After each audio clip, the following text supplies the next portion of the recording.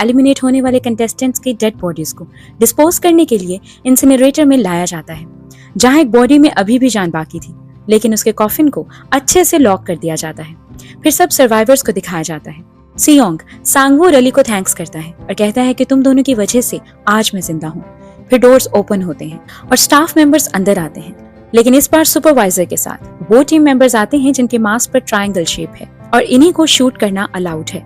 Supervisor सब survivors को congratulate करता है और बताता है कि फर्स्ट गेम में टोटल 255 प्लेयर्स एलिमिनेट हुए हैं, इसलिए अब 201 प्लेयर्स बाकी हैं। एक फीमेल प्लेयर जिसका नाम मिन्यू है आगे बढ़कर उनसे रोते हुए रिक्वेस्ट करने लगती है कि उसे जाने दें। उसने अभी अपने न्यूबॉर्न बेबी का नेम भी नहीं रखा। फिर और भी कई प्लेयर्स उन्हें यहाँ से जाने देने की रिक्वेस्ट करने लगते हैं कि हम किसी भी तरह अपना कर्ज चुका देंगे, लेकिन हम मरना नहीं चाहते। सुपरवाइजर जवाब देता है कि आप सबको मिसअंडरस्टैंडिंग हुई है। हमारा पर्पस आपको हार्म करना या आपसे कर्ज